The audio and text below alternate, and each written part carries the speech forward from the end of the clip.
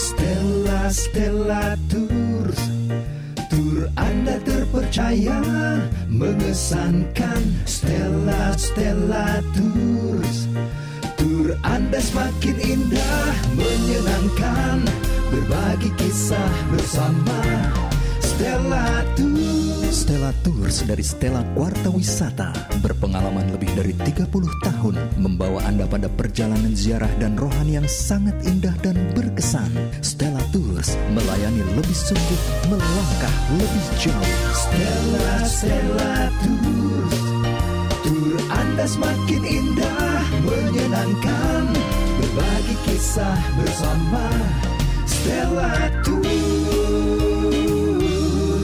Hubungi 021 8779 4878 atau www.stellatours.com. Ya, selamat sore Bapak Ibu semua. Bapak Selamat sore, Suster, Romo, Bapak Ibu semua. Romo Yosef, selamat sore. Selamat sore Michael. Selamat sore Ibu Patricia. Selamat sore Romo. Aduh jam 5 nih. Jam 5 ya. Aduh, biasa malam, aduh. Hampir lupa tadi. Sehat selalu ya. Ya, amin, amin. Sehat buat semua ya. Ya, Salam Sore, semuanya. Bapak. Ya, selamat sore Salam semua. semuanya. Selamat sore. Oke, baik Bapak Ibu. Terima kasih sudah hadir kembali malam hari ini. Dan kita bersyukur untuk pertemuan kita yang ke-11 sore hari ini. Belum malam ya, baru sore hari. Dan terima kasih sekali lagi kepada Romo Yosef yang sudah meluangkan waktu untuk bisa bersama dengan kita semua pada sore hari ini. Kita mau awali Bapak Ibu acara kita sore hari ini. Kita mau berdoa. Silakan Romo. ya saya napas dulu. Tadi hampir Silakan lupa. Romo. Baru masuk ya. Saya mikirnya jam Sibuk. 7. Ternyata udah jam 5 aja ya. Oh, saya Iya. nyadar. Mari saudara-saudara yang terkasih, kita satukan hati kita. Jejenam, jejenam, jejenam, Om Yesus Kristus, jejenam. Jayalah, jayalah, jayalah Engkau Tuhan. Oh Yesus Kristus, jayalah. Dalam nama Bapa dan Putra dan Roh Kudus. Amin. Bapa yang penuh kasih, betapa kami sungguh bersyukur kepadamu bahwa Engkau pernah hadir di tengah-tengah kami sebagai manusia dalam diri Yesus Kristus Tuhan kami. Kehadiran-Mu bukan hanya sebatas hadir, tetapi kehadiran-Mu membuka jalan bagi hidup kami. Kehadiran-Mu memulihkan hidup kami, menyembuhkan luka-luka kami. Terima kasih Tuhan untuk itu semua. Biarlah pada sore hari ini Tuhan, kami boleh melihat kembali jejak-jejak Putra-Mu Yesus Kristus pernah hadir dan mewarnai hidup kami secara luar biasa. Tolong kami Tuhan yang saat ini masih dalam kebingungan, kebimbangan, keraguan dan kesulitan demi kesulitan. Jamah kami, biarlah rahmat-Mu bekerja dalam diri kami secara istimewa. Amin. Dalam nama Bapa dan Putra dan Roh Kudus. Amin. Silakan. Baik, terima kasih Romo. Romo suaranya agak sedikit kecil ya tadi waktu lagi doa. Ya.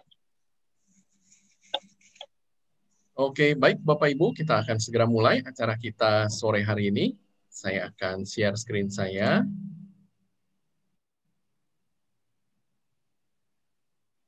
Baik, Bapak Ibu, sekali lagi selamat datang di acara kita sore hari ini, Stella Kuarta Biblical Journey with Father Joseph. Ini adalah pertemuan kita yang ke-11. Tidak terasa kita sudah bersama-sama selama lebih dari 11 minggu ya, karena ada libur juga saat Natal kemarin. Seperti biasa, Bapak Ibu, tolong semua mikrofonnya boleh di-mute, supaya kita semua bisa mengikuti acara dengan baik. Dan juga selamat datang untuk yang hadir malam hari ini lewat YouTube channel kami di Pilgrim Loka. Yang belum subscribe, Bapak Ibu, channel Romo Joseph di Bible Learning with Father Joseph, Bapak Ibu bisa subscribe channel Romo Yosef dan mendapatkan banyak sekali video-video yang bagus sekali ya dari Romo Yosef di channel tersebut, dan juga memfollow Instagram Romo di RM Jo Susanto. Bapak Ibu yang belum subscribe YouTube channel kami di Pilgrim Loka, silakan Bapak Ibu bisa subscribe supaya tidak ketinggalan juga acara-acara kami dan juga YouTube channel kami di Stella Quarta Official. Bagi yang belum memfollow Facebook kami di Stella Quarta Wisata dan Instagram kami di stella.quarta, silakan Bapak Ibu bisa juga follow. Dan juga mengirimkan WhatsApp Bapak Ibu ke WhatsApp kami di 0818-783-552 supaya kami bisa selalu mengingatkan Bapak Ibu acara-acara kami sebelumnya sehingga tidak tertinggal. Kami bekerja sama dengan Yayasan Sesawi untuk mendukung pendidikan calon imam di Seminari Menengah Santo Petrus Canisius di Mertoyudan dan Seminari Menengah Santo Laurentius di Ketapang, Kalimantan Barat. Silakan bagi Bapak Ibu yang tergerak hatinya bisa melihat di layar ataupun mengontak kami. Juga kami ingin mendukung karya-karya Fransiskan di Tanah Suci, Bapak Ibu, lewat Komisariat Tanah Suci Indonesia yang ditetapkan sejak 2008. Ya, datanya ada di layar Bapak Ibu ataupun bisa juga kontak kepada kami. Bagi yang belum memiliki siara batin, masih ada kesempatan untuk Bapak Ibu semua mendapatkannya secara bundling ya. Jadi ada harga khusus spesial untuk siara batin 2021 dan juga kalender atau penanggalan liturgi 2021 serta meraih tanda kasih kesempatan untuk bisa bersiarah ke Tanah Suci secara gratis kerjasama antara Stella Quarta dan toko buku Obor. Oke, baik Bapak Ibu, kita akan segera mulai acara kita sore hari ini. Kita akan berkunjung secara virtual ke Kana di Galilea dan juga ke kota yang sangat spesial, yaitu kota Nazaret. Bapak Ibu, di dalam perjalanan ziarah kita, ya biasanya kita akan tinggal di satu kota di tepian Danau Tiberias, ya atau Danau Galilea, disebut di sini adalah Sea of Galilee atau Laut Galilea. Dan dari sana Bapak Ibu, biasanya pagi-pagi kita akan berjalan ya sebagai acara kita yang pertama.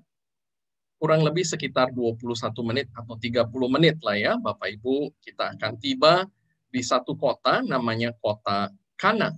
Ya, kota Kana ini sekarang menjadi kota yang sangat-sangat terkenal tentunya karena peristiwa yang penting yang ada di sana.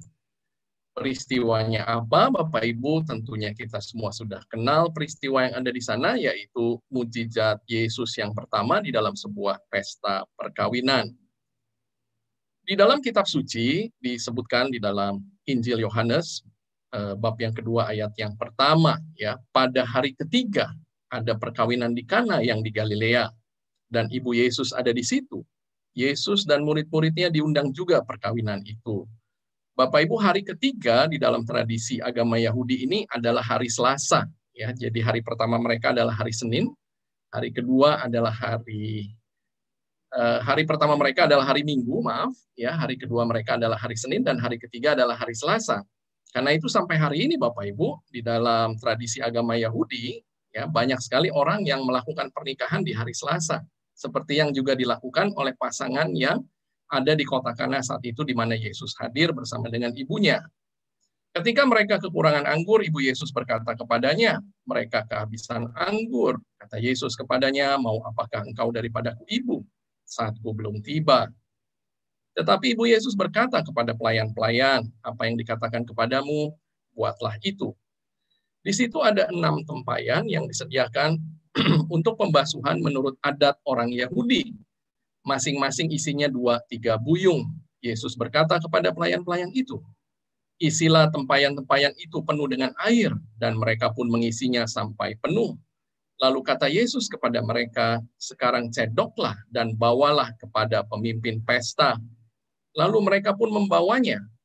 Setelah pemimpin pesta itu mengecap air yang telah menjadi anggur itu, dan ia tidak tahu dari mana datangnya, tetapi pelayan-pelayan yang mencedok air itu mengetahuinya, ia memanggil mempelai laki-laki dan berkata kepadanya, setiap orang menghidangkan anggur yang baik dahulu dan sesudah orang puas minum, barulah yang kurang baik. Akan tetapi engkau menyimpan anggur yang baik sampai sekarang. Hal itu dibuat Yesus di Kana yang di Galilea. Sebagai yang pertama dari tanda-tandanya, dan dengan itu ia telah menyatakan kemuliaannya. Dan murid-muridnya percaya kepadanya. Jadi sekali lagi Bapak Ibu, di dalam kitab suci sudah disebutkan ya, Kana yang di Galilea. Kalau kita lihat di peta tadi Bapak Ibu, kita ada dekat saja kurang lebih sekitar 25 menit dari Danau Galilea, dan karena itu kota ini menjadi kota yang sangat otentik, tempat di mana peristiwa tersebut terjadi. Sekarang ini Bapak Ibu, sebuah gereja yang indah dibangun di lokasi di mana tempat itu terjadi, yaitu gereja perkawinan di Kana. Ya, nama resminya adalah The Wedding Church of Cana. Lokasinya terletak di Kefar Kana. Ya, dalam bahasa Ibrani, Kefar itu artinya adalah kampung, di kampung Kana. Dan dibangun di atas reruntuhan sebuah sinagoga Yahudi dari abad ke-4 atau abad ke-5. Dan pada zaman Bizantium, Bapak Ibu, ya kalau kita menyebut zaman di Bizantium, itu artinya adalah zaman Kekaisaran Romawi yang sudah menjadi Kristen. Biasa kita sebut sebagai Bizantium. Pada abad ke-5 sampai abad ke-6, ada sebuah makam juga yang berdiri atau ada di tempat ini di masa itu. Gereja yang sekarang, Bapak Ibu, dibangun pada tahun 1881. Ya, jadi dalam masa yang cukup panjang, selama kurang lebih 400 tahun, Tanah Suci ada di bawah pemerintahan Kesultanan Ottoman dari Turki. Namun pada saat itu, terima kasih kepada jasa para biarawan Fransiskan, seperti yang kita sudah juga lihat di video kita atau di YouTube kita beberapa waktu yang lalu, bagaimana biarawan Fransiskan bisa diterima dengan baik di sana dan kemudian menjaga tempat-tempat yang berhubungan dengan Tuhan kita Yesus Kristus, maka mereka bisa membangun gereja di reruntuhan tersebut, yang kemudian diperluas pada tahun 1897 sampai 1905. Gereja yang sekarang dipelihara oleh Ordo Fransiskan. Di Kana, Bapak Ibu, tidak hanya ada satu gereja, tetapi ada juga gereja Ortodoks Yunani, persis lokasinya di seberang dari gereja Katolik Roma. Ini adalah suasana bagian dalam, Bapak Ibu, dari gereja di Kana.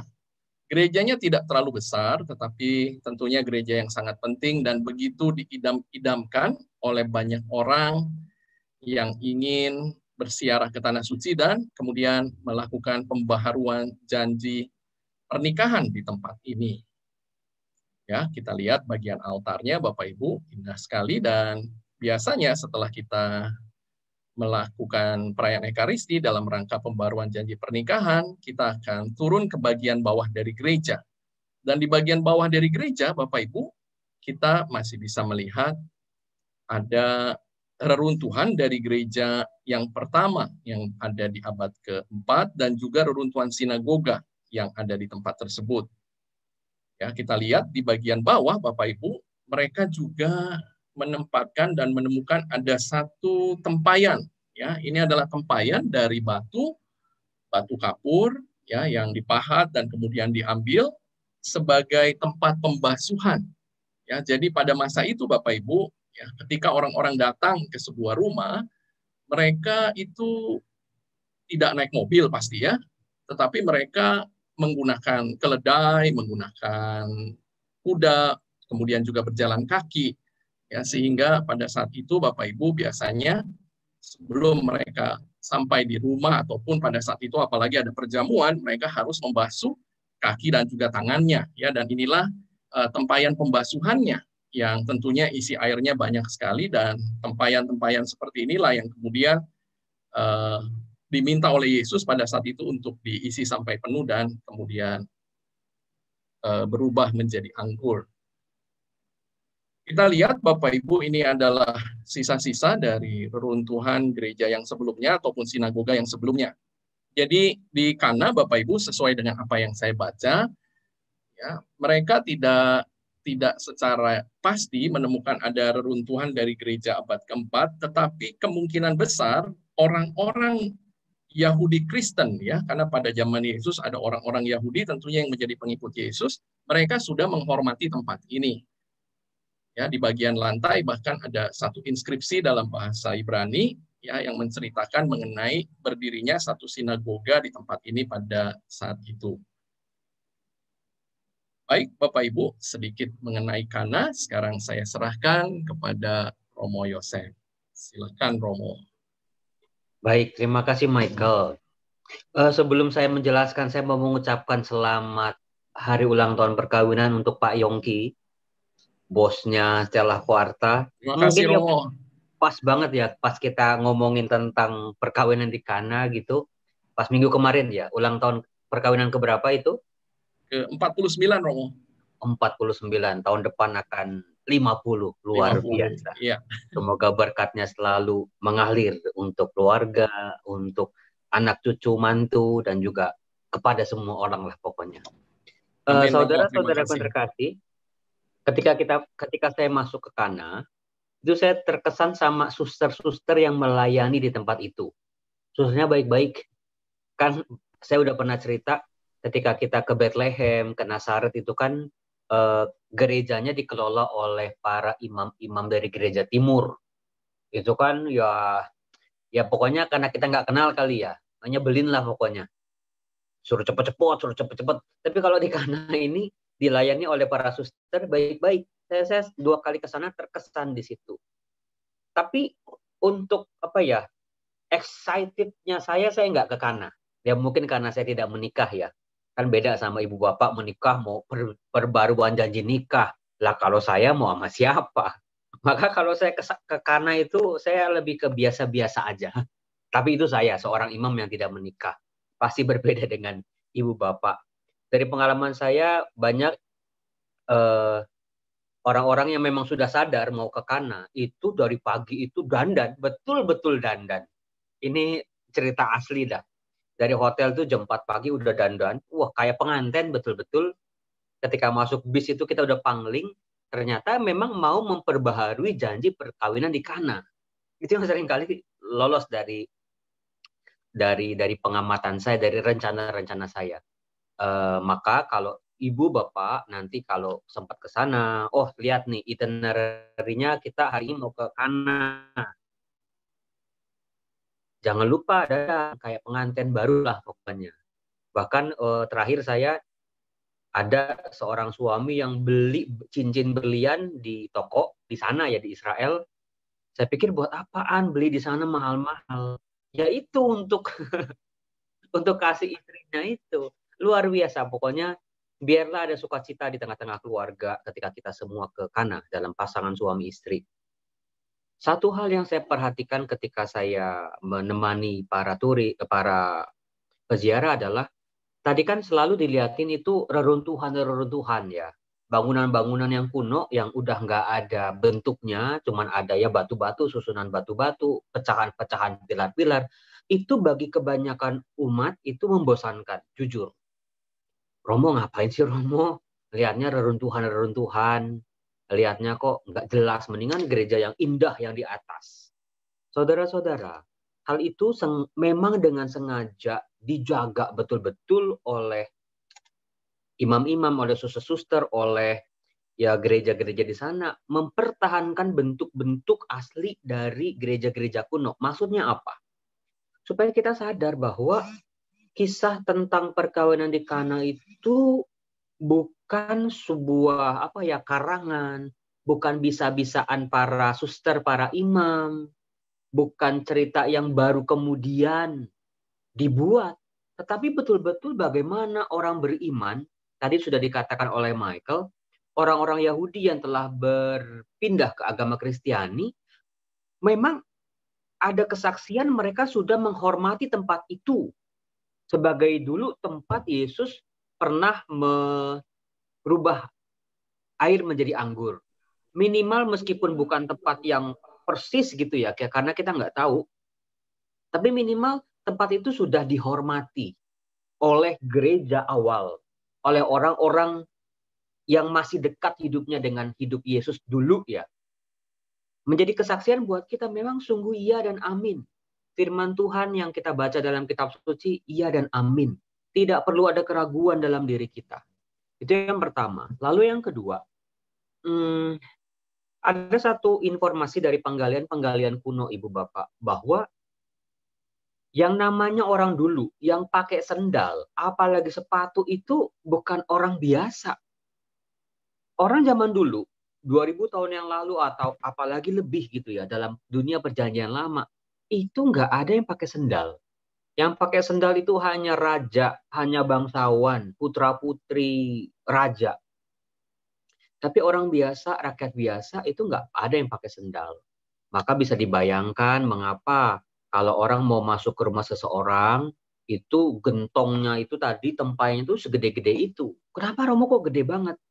Satu, di sana itu musim hujan itu sangat jarang. Maka kalau ada hujan, turun, itu airnya jangan sampai langsung jatuh ke tanah terus hilang gitu loh. Maka mereka menampung dari atap-atap rumah mereka itu ditampung airnya, ditadamin. Ya airnya untuk apa? Ya untuk macam-macam. Ya untuk masak, untuk minum kadang-kadang. Lalu juga untuk makan ternak atau minum ternak ataupun untuk cuci kaki. Nah, kalau Anda bayangkan juga di perkawinan di Kana ada 7 tempayan. Bayangin. Satu aja gedenya kayak gitu. Berarti kan kita bisa bayangin juga ini rumah tempat perkawinan di Kana terjadi itu pasti rumah yang besar. Rumahnya besar. Pasti pesta perkawinannya juga meriah. Pasti banyak orang juga diundang. Maka dari situ kita bisa lebih memaknai ketika kita membaca Injil Yohanes perkawinan di Kana. Oh Tuhan, ketika di sana tuh, oh Tuhan betul-betul Engkau tuh sungguh besar. Lalu trik dari saya, kalau nanti Anda ke sana adalah doakanlah misalnya anak-anak atau kenalan Anda yang belum punya jodoh, supaya mereka dapat jodoh. Atau juga untuk perkawinan Anda sendiri, perkawinan anak-anak Anda, orang-orang yang Anda kenal, terutama yang mungkin yang lagi gonjang-ganjing, yang lagi ya sempat bermasalah. Jangan lupa doakan ke sana.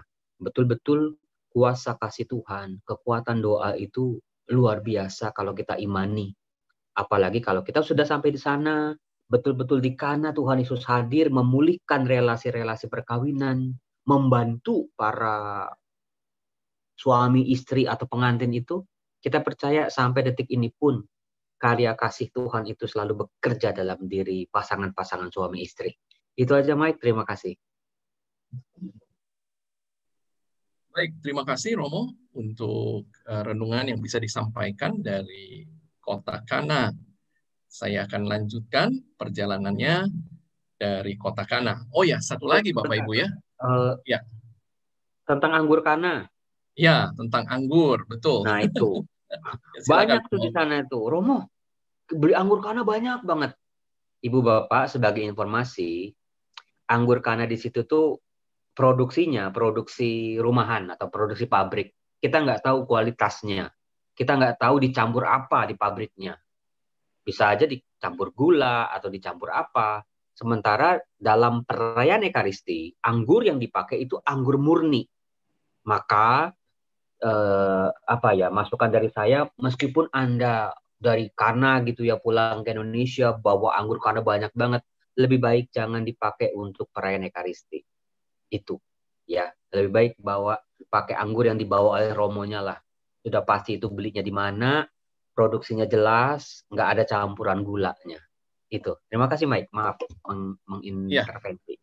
Oke, ya, terima kasih Romo. Ya, tadi terima kasih untuk ceritanya juga mengenai anggur. Tentunya salah satu hal yang kemudian menjadi tradisi yang biasa dilakukan oleh para pesiara ketika kemudian sudah sampai di Kana dan kemudian merayakan pembaharuan janji pernikahan adalah setelah itu membeli anggur Kana. Ya, tadi Romo sudah sampaikan, itu satu tradisi yang sangat-sangat kental untuk para pesiara.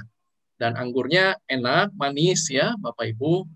Dan memang seperti tadi Romo bilang ya, bukan seperti anggur misa yang biasa kita gunakan, tetapi ini memang sudah dibuat dengan cara yang sedikit berbeda. Jadi memang tidak boleh begitu ya digunakan untuk anggur misa. Oke, baik, terima kasih Romo untuk sharingnya mengenai kota Kana. Selanjutnya saya akan ajak Bapak Ibu dari kota Kana ya, dekat saja dari kota Kana.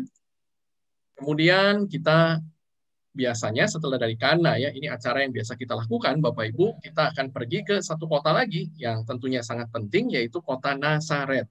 Kalau Bapak Ibu lihat di peta ini, dari kota Kana, ya, dari Wedding Church of Kana di sini, kurang lebih hanya sekitar 10 km saja. Ya, kita akan sampai di kota Nazaret. Bahkan sebetulnya Bapak Ibu, kota Kana ini sekarang sudah menjadi bagian dari kota Nazaret. Ya, jadi karena kota Nazaret dari satu kota yang kita ingat ya Bapak Ibu, kota Nazaret ini bahkan disebutkan oleh Nathanael, Bartolomeus, apakah ada sesuatu yang baik yang datang dari kota Nazaret. Anyway, Bartolomeus Bapak Ibu itu kampungnya juga di Kana. Jadi kalau kita pergi ke kota Kana, selain ada peristiwa mujizat Yesus yang pertama, ada satu lagi peristiwa yang kita bisa kenang dari kota Kana, yaitu mengenai Bartolomeus, ya, Bartolomeus atau Nathanael. Dia itu asalnya dari Kana dan tidak jauh dari gereja pernikahan, gereja perkawinan di Kana itu ada juga satu kapel kecil, tapi biasanya tidak pernah buka, Bapak Ibu, selalu tertutup. Itu kapel yang juga diperuntukkan untuk Bartolomeus atau Nathanael. Jadi dari Kana, Bapak Ibu, kemudian dengan bis, kurang lebih sekitar 10 kilo, ya, biasanya jalanannya agak macet, karena kota Kana ini boleh dikatakan kota terbesar yang ada di utara Israel. Ya, kota yang boleh dikatakan 50% penduduknya itu Kristen dan 50%-nya lagi adalah Islam. Jadi kota yang boleh dikatakan kota yang sangat-sangat penting yang ada di utara Israel. Peristiwa apa Bapak Ibu yang terjadi di kota Nazaret? Tentunya satu peristiwa yang sangat penting, yaitu mengenai pemberitahuan tentang kelahiran Yesus. Dalam bulan ke-6 di dalam Injil Lukas, Bapak Ibu, dalam bulan yang ke-6 Allah menyuruh malaikat Gabriel pergi ke sebuah kota di Galilea bernama Nazaret kepada seorang perawan yang bertunangan dengan seorang bernama Yusuf dari keluarga Daud. Nama perawan itu Maria. Ketika malaikat itu masuk ke rumah Maria, ia berkata, "Salam, hai engkau yang dikaruniai, Tuhan menyertai engkau." Maria terkejut mendengar perkataan itu, lalu bertanya di dalam hatinya, apakah arti salam itu. Kata malaikat itu kepadanya, "Jangan takut, hai Maria, sebab engkau beroleh kasih karunia di hadapan Allah. Sesungguhnya engkau akan mengandung dan akan melahirkan seorang anak laki-laki, dan hendaklah engkau menamai dia Yesus.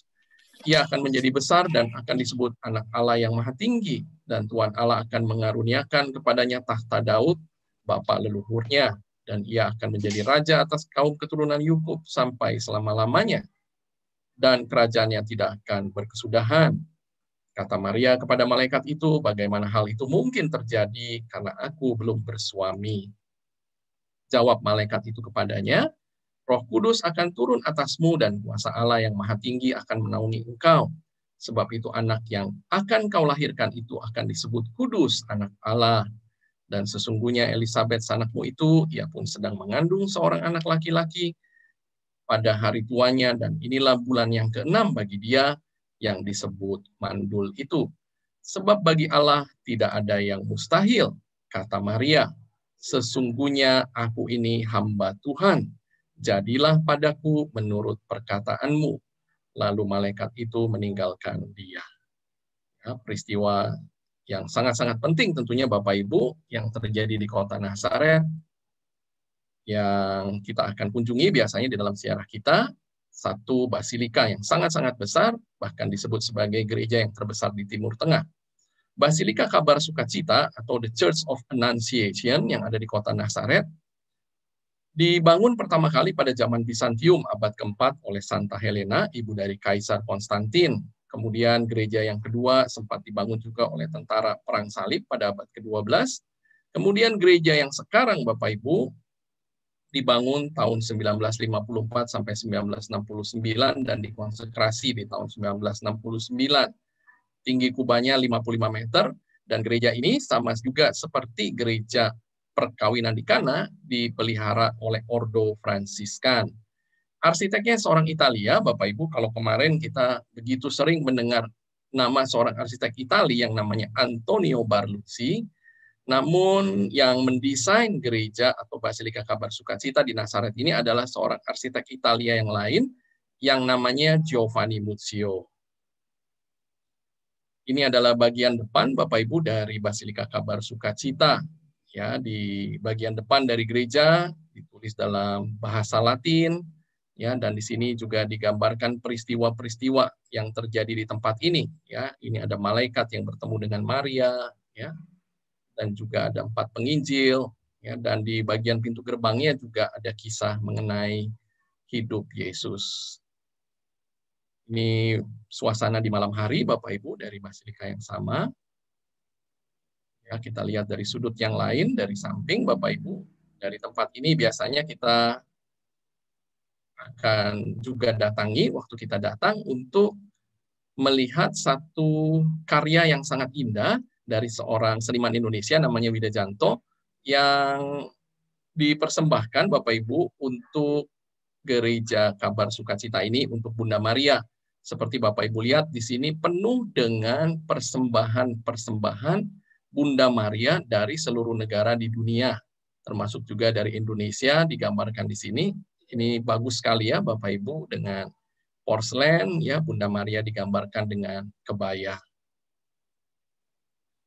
Suasananya Bapak Ibu di malam hari indah sekali ya. Dan kita masuk ke dalam Bapak Ibu, ini adalah bagian dalam dari Basilika Kabar Sukacita di bagian yang bawah di lantai yang pertama, karena gereja ini terdiri dari 2 lantai. Kita lihat Bapak Ibu, bagian terpenting dari gereja ini yang ada di bagian bawah atau di lantai pertama adalah yang ada di tengah-tengah ini, yang ada di depan altar Bapak Ibu. Ya, ini adalah rumah Maria. Ya, rumah Maria, tempat di mana segala sesuatunya berawal ketika tadi malaikat datang kepada Bunda Maria untuk mewartakan kabar sukacita. Kalau Bapak Ibu lihat di bagian belakang ini masih ada reruntuhan tembok dari gereja tentara Crusaders atau tentara pejuang salib. Kita lihat dari lebih dekat Bapak Ibu, dan biasanya di dalam siarah kita kalau sedang tidak ada perayaan Ekaristi, maka kita bisa turun juga ke bawah dan kemudian melihat rumah Maria. Ya, tidak bisa masuk ke dalam hanya dari pagarnya saja ya Bapak Ibu, tetapi di tempat inilah kita bisa berdoa. Ya, di bagian altar Bapak Ibu tertulis di sini verbum caro hic factum est ya dalam bahasa Latin, dan ada tandanya. Disinilah sabda menjadi daging atau sabda menjadi manusia. Peristiwanya terjadi di tempat ini. Ya, ini patung Bunda Maria dari Nazaret, Bapak Ibu, yang sangat indah. Ya, kalau Bapak Ibu berminat untuk membeli patung ini, bisa kontak dengan Franciscan Corner ya dari Komisariat Terra Santa untuk bisa mendapatkan patung ini juga. Kalau Bapak Ibu perlu detailsnya, bisa tanya kepada kami nanti. Ya, ini bagian dalamnya. Dan kemudian kita naik ke lantai 2 ya, Bapak Ibu, ada satu kaca patri yang sangat indah di gereja di lantai bagian 2. Ya, di bagian atas Bapak Ibu, ini adalah gereja parokinya Kota Nazaret yang masih aktif sampai hari ini. Jadi kebanyakan dari gereja-gereja di Tanah Suci yang kita datang atau kita bersiarah itu adalah gereja-gereja turis kita sebut. Mereka itu praktis mengandalkan hidupnya dari para turis atau para pesiarah yang datang. Ya, karena itu situasinya tidak begitu mudah pastinya untuk mereka saat ini dengan tidak adanya pesiarah yang bisa datang ke Israel sementara ini ya. Kita berharap Bapak Ibu bulan depan, bulan Maret, seluruh rakyat Israel sudah divaksin. Ya, mereka sudah vaksin lebih dari 2 juta orang sekarang, dan mereka akan mulai membuka bordernya, membuka perbatasan untuk kembali para pesiarah bisa bersiarah ke Israel. Kita berdoa ya Bapak Ibu. Ini adalah bagian altarnya yang bagus sekali. Ya, ini juga mosaik Bapak Ibu, menceritakan mengenai The Last Judgment ya, mengenai pengadilan terakhir, ada Allah Bapa, ada Yesus, ada Bunda Maria yang bertahta ya di mosaik tersebut. Bagian atapnya Bapak Ibu bagus sekali, ini adalah kubah dari Basilika Kabar Sukacita yang didesain menyerupai kelopak bunga lili yang tunasnya ada di surga ya, jadi kelopaknya menghadap ke bawah. Kita lihat Bapak Ibu persembahan-persembahan Bunda Maria, salah satunya juga yang menarik disebut di sini adalah Queen of China. Ini adalah persembahan dari Taiwan ya. Dan juga gambar Bunda Maria yang lain. Ya, ini juga Bapak Ibu persembahan-persembahan dari banyak negara. Salah satu yang paling ikonik yang ada di tempat ini adalah persembahan dari Jepang Bapak Ibu. Ya, persembahan dari Jepang ini ya digambarkan di sini Bunda Maria dan Yesus dengan wajah Jepang ya, jadi sangat-sangat menarik. Dan juga yang menarik adalah bahwa Kalau Bapak Ibu perhatikan di bagian yang berwarna putih ini, kalau yang lain semua adalah dari batu yang kita sebut mosaik, batu yang kita potong kecil-kecil untuk membentuk sebuah gambar, tetapi yang ada di selendangnya dari Bunda Maria ini, Bapak Ibu, ini adalah dari mutiara semuanya. Ya, jadi ini semua adalah susunan mutiara yang dipersembahkan oleh negara Jepang. Ya, ini setelah dari Basilika Kabar Sukacita, Bapak Ibu, kurang lebih kita akan berjalan sekitar 100 meter dan kita akan bertemu dengan satu gereja yang lain, yaitu gereja Santo Yusuf. Ya, Santo Yusuf dan Bunda Maria bertetangga, Bapak Ibu, pada saat itu di kota Nazaret. Ya, kalau kita lihat Bapak Ibu, di dalam kompleks yang sama dari Basilika Kabar Sukacita, kita akan jalan kurang lebih 100 meter dan kita sampai di gereja Santo Yusuf. Ya, di dekat sini Bapak Ibu, nah ini juga saya kasih kotak merah ya. Hampir-hampir saya pun tidak pernah datang, tetapi ini ada satu tempat yang penting juga, tetapi tidak di bawah yurisdiksi dari Gereja Katolik Roma, dari biarawan Fransiskan, melainkan dari saudara-saudara kita Gereja Ortodoks Yunani. Ya, ada satu gereja juga Bapak Ibu, saya belum pernah datang, tetapi disitulah tempat di mana Yesus, kalau Bapak Ibu ingat, di satu hari Sabat membaca dari kitab Yesaya di tempat ini, dan kemudian Yesus memproklamirkan dirinya sebagai Mesias. Dan orang-orang pada saat itu marah, dan kemudian membawa Yesus ke tepi satu tebing, dan Yesus kemudian ingin dijatuhkan dari sana, tetapi kemudian Yesus berlalu dari tempat itu, dan sejak saat itu Bapak Ibu, Yesus pindah dari kota Nazaret, pergi ke tempat yang akan kita kunjungi juga nanti di dalam virtual tour kita di minggu-minggu yang akan datang, yaitu kota Kapernaum yang ada di tepi Danau Galilea. Nah, ini gereja Santo Yosef, Bapak Ibu, kita masuk ke dalam. Jadi gereja ini gereja yang dibangun lebih dahulu ya. Kalau gereja Basilika Kabar Sukacita, sebetulnya sudah ada gereja yang sebelumnya. Kemudian dihancurkan, Bapak Ibu, dirubuhkan total, ya, dan kemudian dibangun gereja yang besar sekarang ini. Tetapi sebelumnya, sampai tahun 1950-an ada gereja lain juga di sana. Jadi gereja ini, Bapak Ibu, 100 meter saja kurang lebih dari gereja atau Basilika Kabar Sukacita ya, masih di kompleks yang sama. Nah, ini adalah gambar yang ada di bagian atas dari altar, bagus sekali ya, Bapak Ibu, ini lukisan menceritakan tentang keluarga kudus Nazaret. Ya, di sini Bapak Ibu ada sebuah lukisan indah sekali. Ya, jarang-jarang saya menemukan lukisan ini di tempat lain. Bagaimana digambarkan oleh si pelukis di sini, Yesus yang sedang membantu ayahnya Yusuf membuat perkakas di sini ya. Jadi Yusuf tukang kayu dan Yesus sedang membantu ayahnya, dan ada Bunda Maria juga di sana. Kita lihat di sini ada gambaran yang lain, Yusuf yang didatangi oleh malaikat saat itu di dalam mimpinya, Yusuf yang sedang bingung karena Maria hamil, Bapak Ibu, dan kemudian malaikat datang mengatakan bahwa yang dikandung oleh Maria adalah dari Roh Kudus. Kita turun ke bagian bawah, Bapak Ibu, dari gereja, dan kita masih bisa ketemu ada satu bekas juga, boleh dikatakan bangunan yang bersejarah, ya. Ini juga tempat yang berhubungan dengan orang-orang Kristen awal yang menghormati tempat ini. Jadi mereka adalah orang-orang Yahudi yang kemudian menjadi Kristen. Di bagian bawah ada 3 kaca patri, Bapak Ibu, yang menarik ya. Di sini digambarkan mengenai Yusuf di hari tuanya bersama Bunda Maria dan Yesus ketika Yusuf sudah akan meninggal dunia.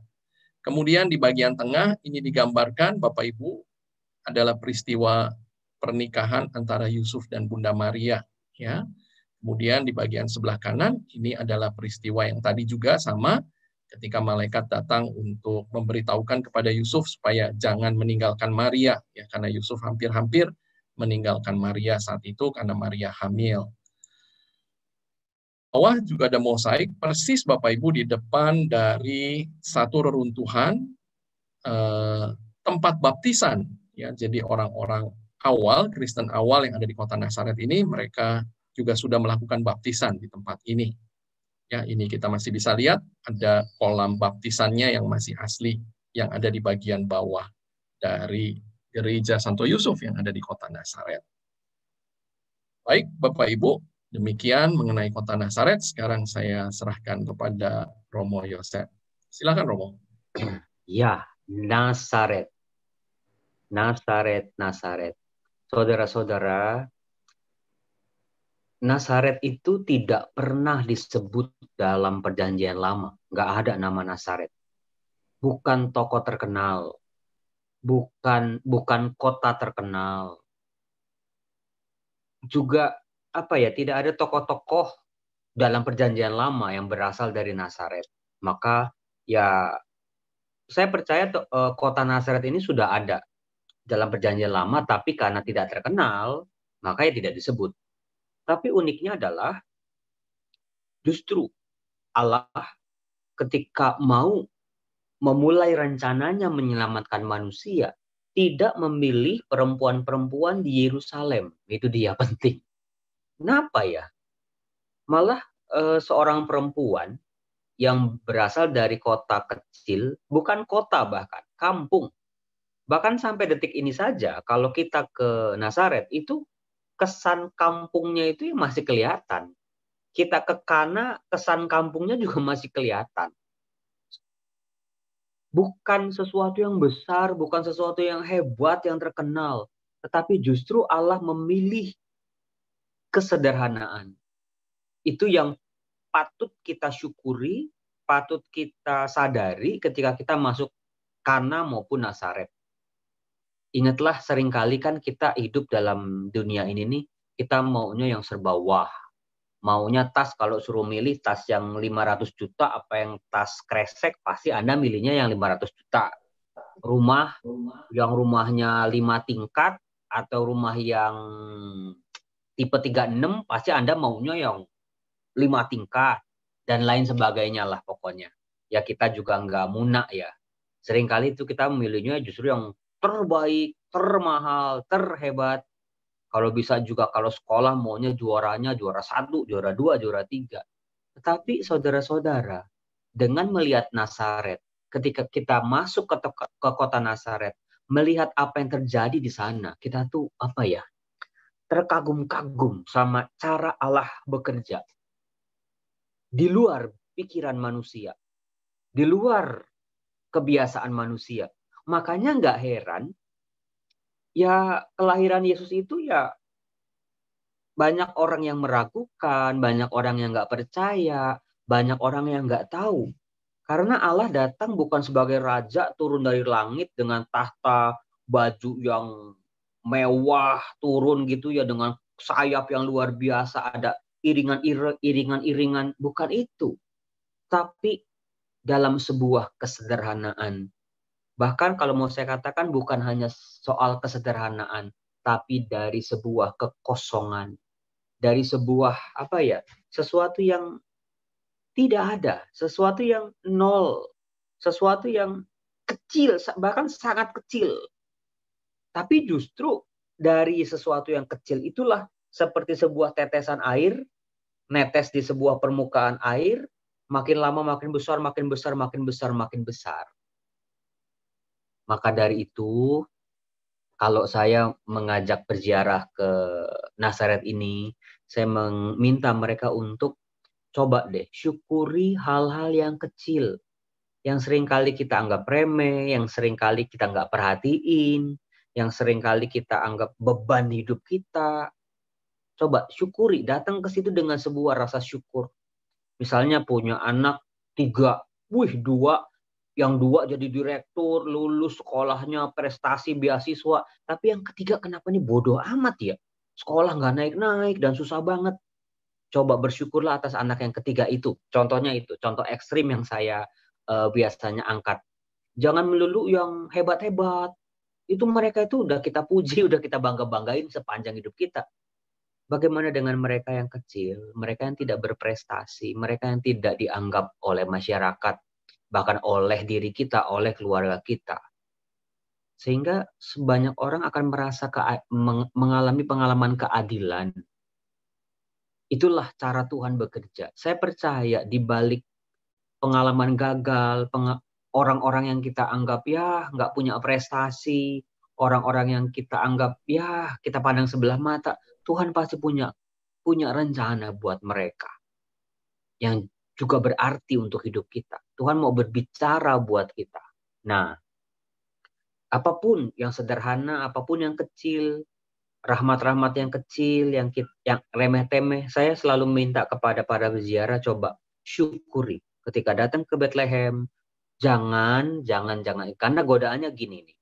Begitu masuk, itu kan harus jalan kaki tuh ya. Itu jalan kaki, saya ingat. Bisnya nggak bisa turun di dekat gereja, harus jalan kaki. Jalannya lumayan jauh.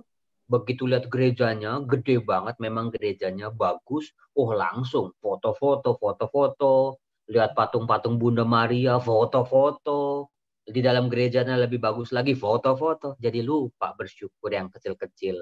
Jadi selalu nih dari bis atau di perjalanan saya selalu ingetin, jangan lupa ya, syukuri hal-hal kecil. Karena Tuhan datang ke dunia dalam kabar gembira melalui Maria itu dari kota kecil, dari pribadi sederhana, dari ya sesuatu yang tidak populer. Tapi justru disitulah Allah menggunakan mereka. Itu aja, terima kasih Michael. Baik, terima kasih Romo Yosef untuk sharingnya mengenai kota Nazaret.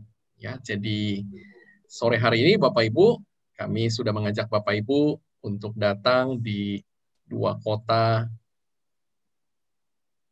yang sangat-sangat penting di dalam ziarah kita, yaitu kota Kana dan juga kota Nazaret. Sebelum saya lanjutkan, mungkin apakah ada yang ingin ditanyakan dari Bapak Ibu semua yang hadir malam hari ini? Kalau saya lihat di chat, ya ini ada yang minta doa ya. Nanti Romo boleh, ada yang minta doa di chat, nanti Romo boleh lihat juga. Ya kita doakan ya, supaya tentunya semua dari kita juga senantiasa diberkati oleh Tuhan. Dan juga dilindungi ya di dalam situasi sekarang ini. Apakah ada pertanyaan Bapak Ibu yang ingin ditanyakan mungkin dari virtual kita sore hari ini ke kota Kana dan juga kota Nazaret? Sebagai informasi, meskipun cuma 2 ya, biasanya kan lebih dari 2. Tapi ini kenapa dipilih 2 pada sore hari ini? Karena maknanya dalam. 2 kota ini maknanya sangat dalam, supaya ditangkap oleh umat yang ikut ziarah virtual ini. Lalu juga nanti ketika Anda ke sana, betul-betul masuk ke sebuah aliran rahmat yang mengalir dari kedua tempat itu, Nazaret dan Kana. Yang satu, bagaimana mukjizat Yesus terjadi untuk pertama kali. Yang kedua, kabar sukacita Malaikat Gabriel kepada Maria. Baik, Romo. Oke. Kalau nggak salah jalannya nanjak ya Mike ya, dari turun bis itu mau ke gereja nanjak kan ya? Iya betul Romo. Biasa kita akan turun di opa-opa yang kaki lututnya mulai nyeri-nyeri, udah dalam nama Yesus aja udah. Dalam nama Yesus naik pokoknya. Ya, kita akan jalan kaki mungkin kurang lebih sekitar, saya kira kalau pelan-pelan tidak sampai 10 menit ya, kita akan sampai di depan gereja, tetapi memang agak menanjak. Demikian juga di kota Kana ya, dari tempat bis kita, karena tidak bisa berhenti dekat dengan gereja, kita pun akan berjalan. Itu mungkin kurang lebih dekat ya, mungkin sekitar 5-7 menit kita sudah akan sampai di depan gereja perkawinan di Kana.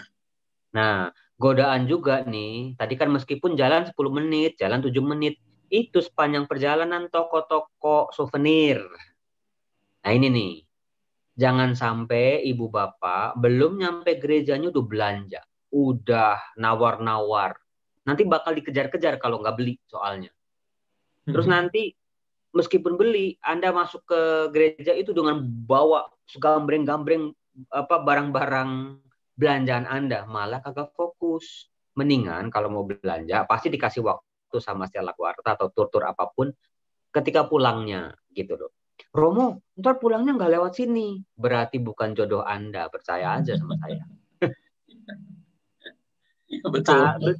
Beli salib, beli rosario, beli patung itu apa ya, jodoh-jodohan kok. Memang kalau itu untuk Anda, berkat Anda itu tuh pasti temu lagi. Tapi kalau sebagus apapun, harganya cocok, tapi itu bukan rezekinya Anda, jangan dipaksa. Saya cuma bilang gitu ya. Iya, oke. Benar Romo. Jadi di dalam perjalanan dari tempat bis kita turun sampai di Kana maupun di Nazaret, itu memang banyak toko-toko ya. Jadi ya kami mengerti Bapak Ibu pasti seperti juga layaknya pesiarah bahkan sejak abad keempat ketika kekristenan mulai bebas di dalam kekaisaran Roma dan banyak orang mulai bersiarah, mereka pun selalu berpikir dan ingin sekali membawa kenang-kenangan dari perjalanan siarah mereka. Karena itu salah satu tentunya industri yang sangat-sangat boleh dikatakan berkembang ya kalau di dalam tanah suci itu adalah yang menjual atau membuat semua hal yang menjadi souvenir rohani itu. Ya pasti kita akan kasih kesempatan supaya Bapak Ibu bisa membawa oleh-oleh dan souvenir rohani pulang. Tapi umumnya memang kita harus atur waktunya baik-baik ya supaya tidak sampai mengganggu acara kita. Ya karena kadang-kadang belinya bisa cepat. Tapi yang sering terjadi bayarnya yang lama. Bukan karena kita nggak mau bayar, kita bayar yang lama, tapi kasirnya cuma satu ya. Jadi kadang-kadang terhambat gitu. Makanya kita nggak bisa belanja di setiap tempat. Kita biasanya sudah atur tempat yang memang sudah biasa dealing misalnya dengan pesiarah. Jadi mereka lebih banyak orang, sudah lebih efisien begitu. Umumnya di Bethlehem kita biasa pergi untuk membeli souvenir rohani. Di Nazaret juga ada satu toko yang sangat bagus yang biasa kita juga mampir.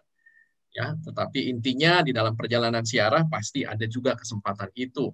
Kemudian juga foto-foto pasti ada ya. Nggak mungkin zaman sekarang di mana semuanya ingin sharing kepada teman-temannya, kepada saudaranya dari banyak tempat yang dikunjungi. Ya, kita pasti kasih waktu ya untuk bisa juga sharing dan posting mungkin di Facebook, di Instagram begitu. Mungkin yang problem sekarang ini peserta ziarah bukan cuma foto-foto, Mike. Mereka ngevlog, bikin video, maka lebih lama itu. Kesabarannya juga harus lebih panjang. Ngevlog itu kan butuh waktu bermenit-menit, bukan cuma cepet gitu, selesai. Iya. Ya, sekarang zamannya berubah ya, Romo ya. Iya. Trik dari saya, terutama untuk ibu-ibu yang sering kali galau kalau belanja, biasakan kalau masuk mall itu cari sepatu, muter, akhirnya juga nggak jadi beli gitu. Jangan melakukan itu di tempat ziarah.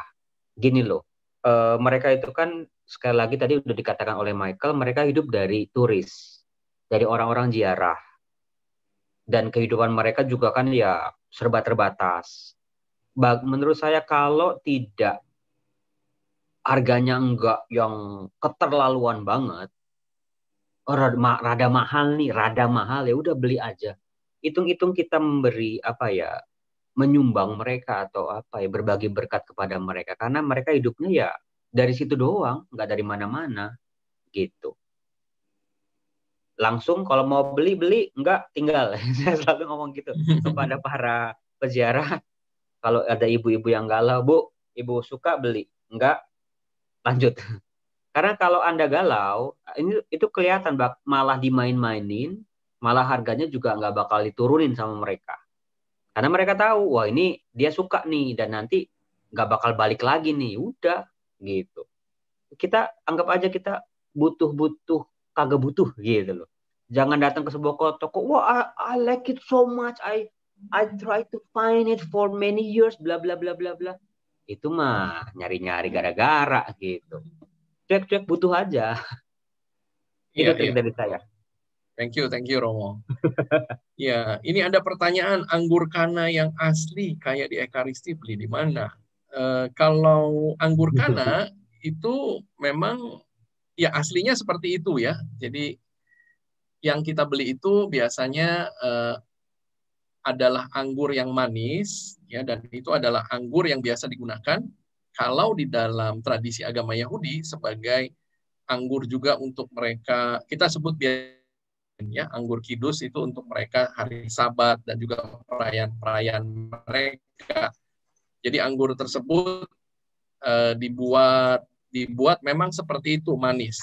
Ya, jadi memang mungkin sudah tidak 100% seperti yang disyaratkan untuk anggur Ekaristi begitu. Ya, kalau anggur ekaristi bisa beli di mana, Romo? Begini, Ibu Bapak, kan di mall-mall ini kan banyak nih toko-toko wine gitu ya. Anda beli wine paling mahal, itu belum tentu bisa atau boleh dipakai buat misa. Kok gitu Romo, itu kan mahal sekali Romo, $200 gitu. Asli ada aturannya soalnya. Hukum gereja ada aturannya bahwa anggur-anggur yang dipakai untuk perayaan Ekaristi adalah anggur-anggur yang diproduksi dan dijual oleh otoritas-otoritas tertentu. Contoh kalau sampai 5 tahun yang lalu itu hanya belinya di kuskupan atau di suster-suster Ursulin. Nggak bisa Anda beli di mall buat misa, itu nggak bisa. Koster-koster di paroki itu pasti belinya di kuskupan. Dan itu bukan yang mahal, tapi memang supaya kita yakin memang produksinya sesuai sama apa yang kita mau. Murni dari anggur, nggak pakai tambah-tambahan, itu. Karena kalau yang lain meskipun mahal, kita nggak tahu itu produksinya gimana. Nah, termasuk juga di Kana, yang sekarang ini ya, kan mereka kan jual buat turis. Turis kan kalau ditipu juga, saya yakin nggak ada yang balik lagi. Orang mereka langsung pulang ke negaranya kok, turisnya. Maka kita nggak tahu, kita nggak punya keyakinan siapa yang jual betul-betul anggur yang betul-betul. Gitu sih. Lebih baik ya anggur yang sudah dibawa oleh pasturnya lah, gitu loh. Michael? Ya, Arianto. Ya, Romo, ini ada yang tanya dari Pak Budi Triadi. Mengapa Yusuf ingin menceraikan Maria, padahal akan lebih mulia bila Yusuf melindungi Maria karena tidak jelas suaminya? Gimana, Romo? Ya, silakan nonton di Bible Learning, itu jawabannya. Jadi gini, Yusuf itu seorang laki-laki. Dia sudah bertunangan sama Maria. Kalau artinya bertunangan, itu sudah ada sebuah seremoni, sebuah upacara adat. Orang-orang sudah tahu, orang-orang sudah diundang, dua keluarga sudah ketemu, sudah ada seserahan, ada mahar yang dibayar oleh keluarga Yusuf. Sejak saat itu, Maria itu sudah jadi miliknya Yusuf seharusnya, meskipun belum hidup dalam hubungan suami istri, serumah dalam artinya itu. Maria tetap di rumahnya, Yusuf tetap di rumahnya. Nah, bayangin, Yusuf menerima informasi Maria hamil, bukan oleh dirinya. Meskipun kalau Maria hamil oleh dirinya, ya memang udah tunangan kok, gitu. Nah, Yusuf itu bergulat. Dia sebagai laki-laki, gimana bisa menerima fakta perempuan yang sudah menjadi miliknya, hamil bukan oleh dirinya. Tetapi di satu sisi, Yusuf juga tahu Maria itu bukan orang sembarangan. Maria itu bukan orang yang kalau malam-malam keluar ke dugem atau ke diskotik gitu. Bukan itu. Nah, di situ Yusuf mencoba mencari solusi tengah-tengah. Di satu sisi batinnya sebagai laki-laki tidak tercoreng-coreng, tidak terinjak-injak. Di sisi lain dia juga tahu mau melindungi Maria.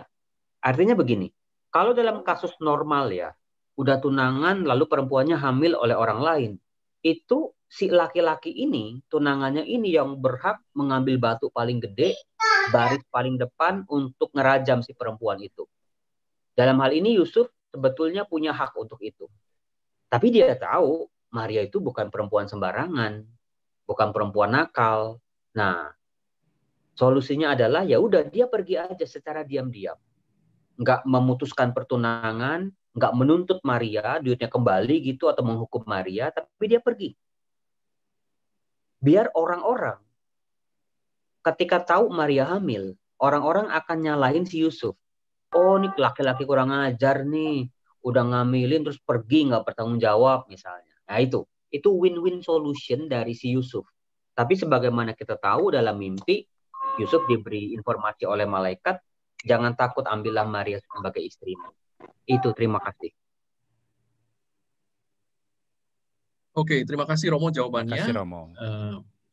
Bagus sekali ya apa yang disampaikan oleh Romo tadi, dari kisah juga yang sudah saya sampaikan waktu di gereja, melihat ada kaca patri yang menceritakan mengenai malaikat yang datang kepada Yusuf untuk memberitahu kalau yang dikandung oleh Maria adalah dari Roh Kudus, ya. Jadi alasannya sudah disampaikan tadi oleh Romo dengan sangat baik ya. Oke, Kanaan dan Kana ya, tidak ada hubungannya, Bapak Ibu. Ini ada pertanyaan juga. Jadi Kanaan itu adalah tanah Kanaan ya. Nama Kana ini ya tidak ada koneksinya sebetulnya. Tetapi kalau nama Kana ini datangnya dari mana, ini saya juga mesti cek ya. Tetapi yang pasti Kana tidak, sejauh saya tahu, tidak berhubungan apapun dengan Kanaan begitu. Ya, ini terima kasih Bapak Ibu semua yang mengucapkan happy anniversary buat orang tua kami ya. Thank you. Tuhan memberkati kita semua. Oke, anggur Kana punya masa kadaluarsa. Ya, karena di sana makin lama usia makin mahal. Ya, biasanya Bapak Ibu ya umumnya anggur seperti itu ya, makin lama umurnya makin mahal. Jadi kalau anggur yang dari tahun biasanya kita beli anggur Kana yang 12 tahun umurnya. Ya, kita udah beli sama-sama berat, jangan beli yang biasa, tetapi kita beli yang usianya sudah 12 tahun. Artinya 12 tahun ini sudah mereka simpan begitu ya selama 12 tahun. Jadi memang betul kalau makin lama usianya makin mahal.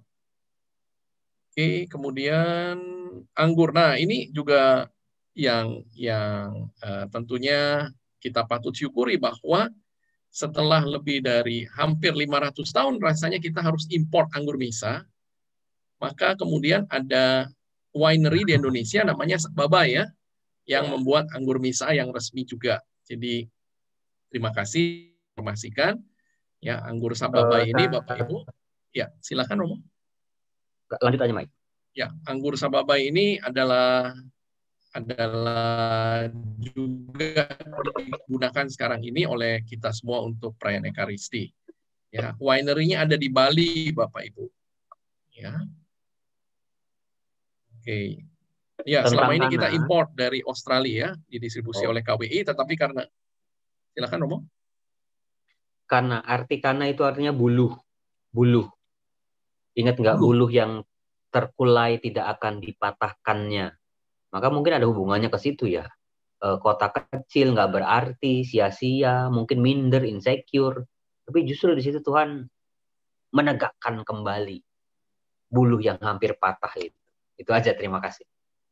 Oke, terima kasih. Saya juga baru tahu tuh Romo, arti Kana ya. Selama ini saya berulang kali datang ke sana, tapi nggak pernah cari tahu arti kata Kana sendiri ya. Buluh artinya. Anggur Kana boleh untuk misa online bersama keluarga? Nggak usah lah. Nggak usah. Jangan. Oke. Neko-neko. Komuni batin cukup. Komuni batin. Oke, gua di mana Bunda Maria menyusui adanya di Bethlehem. Ya, jadi biasanya waktu kita di Bethlehem, tapi tidak selalu ada waktu karena antrinya panjang sekarang. Juga Bapak Ibu kalau ke Kana tidak selalu kita juga turun ke bawah ya. Jadi kalau sekarang di dalam siarah kita 2 tahun terakhir ini kita sangat-sangat boleh dibilang padat sekali dengan waktu karena khususnya kita banyak habis waktu karena antrian yang ada terutama di Bethlehem dan di Golgota ya, 2 tempat yang juga sangat penting yang sudah kita kunjungi. Jadi Bapak Ibu yang belum sempat melihat YouTube-nya bisa lihat juga di Stella Quarta Official ya mengenai tempat-tempat tersebut. Makanya perlu kerjasama dari ya tour leadernya, dari pesertanya. Bisa bayangin kalau Anda hilang di sebuah toko dicariin. 15 menit nggak ketemu-temu. Itu artinya kan waktu yang sangat berharga itu udah hilang gitu. Terlambat bangun pagi misalnya. Atau apalah pokoknya yang membuat acara makin molor karena kesalahan para peserta yang tidak tepat waktu, belanjanya kelamaan, nawarnya kelewat sadis, atau ya gitulah. Ya itulah, kerjasama penting. Itu aja, terima kasih. Ya, thank you Romo. Oke, baik, saya kira sudah tidak ada pertanyaan lagi, Bapak Ibu. Saya mau ya, kirim. Silakan Romo. Saya mau kirim kopi ke Pak Yongki. Ini Romo Yosef baru dapat endorse nih. kopi dari Salatiga dan namanya apa, Inigo Robusta Cafe. Nanti 3 kopi ini saya kirim ke alamatnya Pak Yongki ya. Saya kirim ke alamatnya Michael aja ya. Ya, thank you Romo. Nanti saya teruskan kepada Papa. Iya. Romo, ini ada 2 buku giveaway dari Pak Joko. Mungkin Romo mau sampaikan pertanyaannya supaya bisa kita pertanyaannya hari ini. Iya. Pertanyaannya. Oke, Bapak Ibu standby ya. Ada 2 buku Buen Camino, Bapak Ibu. Ini cerita dari Pak Joko dan teman-teman. Bukunya letakin bukunya di depan badannya Michael. Biar kelihatan. Iya. Kalau di depan malah nggak kelihatan. Iya. Ini ya, ditulis oleh Pak Joko dari sharing pengalaman pribadinya ya. Nggak kelihatan ya. Oke, ya ini ya. Oke, pertanyaannya adalah di Injil mana kisah perkawinan di Kana ditulis? Atau bisa kita baca di Injil mana bab berapa? Silakan. Jeng. Injil mana bab berapa? Kisah perkawinan di Kana bisa kita baca dalam kitab suci. Gampang banget Injilnya sudah ada, babnya belum ada. Ayo. Matius, Markus, Lukas, Yohanes. Yohanes 2, Romo. Siapa yang paling cepat, dialah yang mendapatkan 2 buku. Yohanes bab 2 benar, Romo? Yohanes, saya lihat dulu ya. Yohanes bab 2. Yohanes 2. Ya, yang jawab Yohanes bab 2. Nomor 1 dan nomor 2 itu dapat bukunya. Terima kasih. Ya. Oke. Baik, thank you Romo. Oke, baik Bapak Ibu, nanti yang sebentar. Saya cek dulu ya yang Hartono, Mike, dan Ike. Sebentar. Sorry. Siapa, Ri? Sorry, Ri. Itu Hawito Hartono. Yohanes bab 2. Iya, dan Ike ya. Pak Hawito Hartono dan Ibu Ike. Iya, boleh tolong benar WA. juga tapi kurang cepat ya.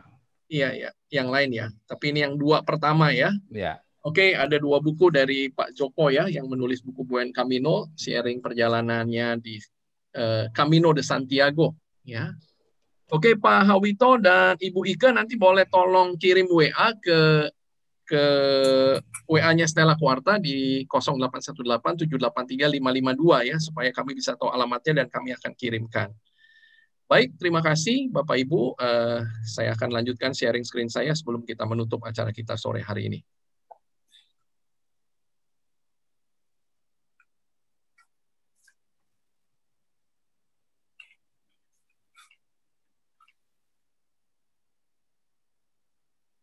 Oke, baik Bapak Ibu, kita berdoa, kita merencanakan satu perjalanan di bulan Desember, tanggal 2021 sampai 1 Januari 2022. Ya, kita berharap semuanya sudah baik situasinya dan kita bisa pergi ziarah untuk mengunjungi dan bersiarah ke Mesir, Tanah Suci, dan juga Jordania, dan kita akan merayakan malam tahun baru di Dubai.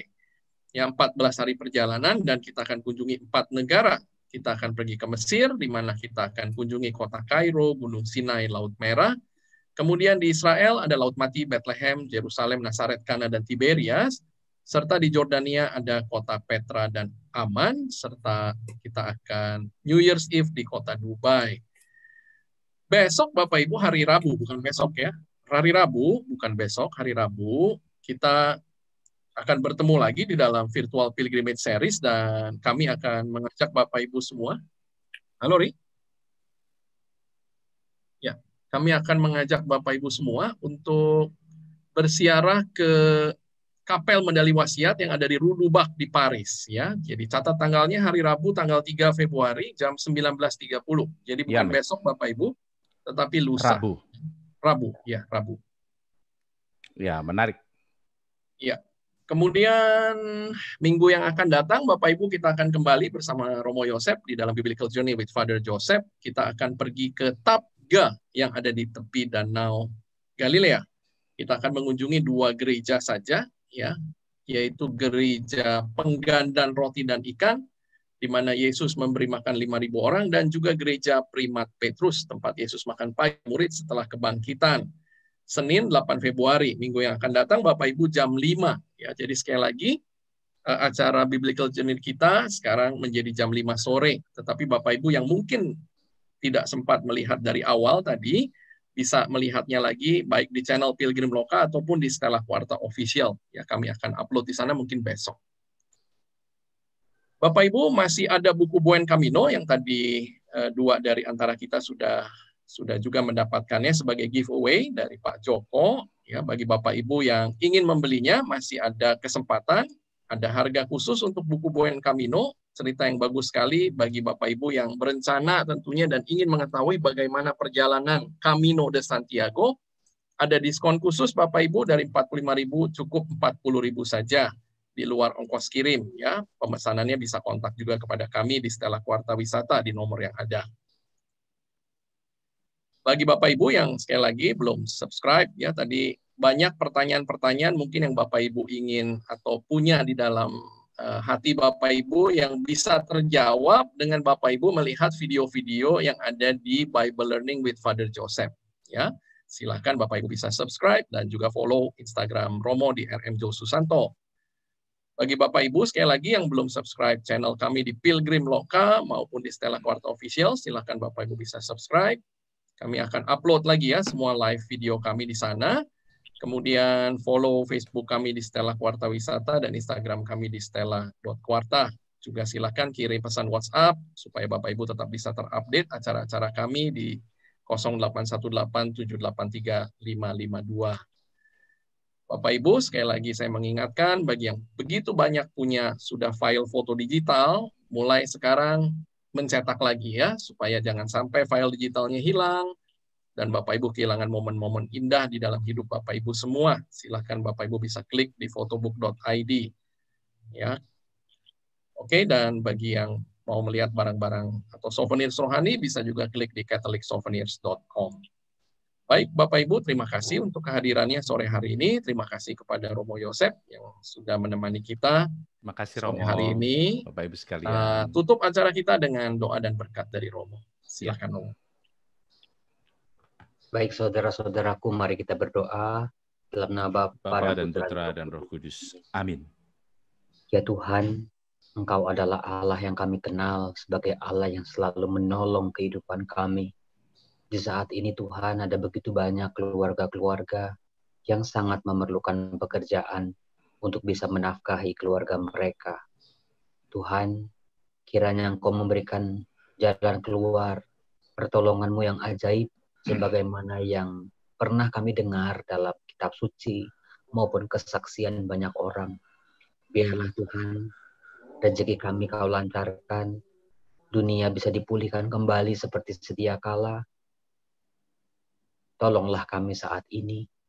Biarlah rasa syukur kami Tuhan terhadap hidup keluarga kami, hidup perkawinan, dan juga keluarga yang kami miliki sekarang ini. Biarlah menjadi sumber sukacita kami saat ini ketika hidup menjadi berat untuk dijalani.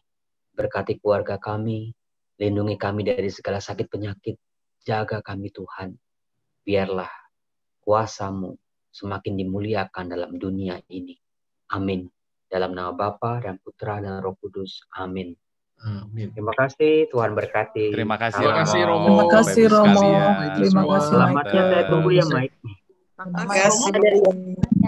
Izin revisa. Terima kasih Yosef. Terima kasih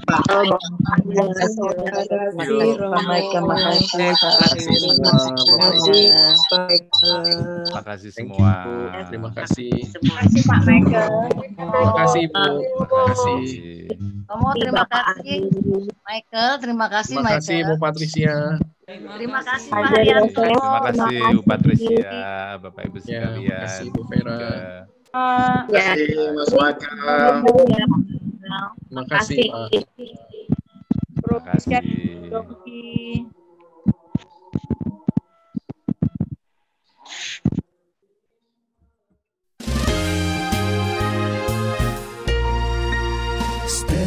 Stella Tours Tur Anda terpercaya, mengesankan Stella Tours.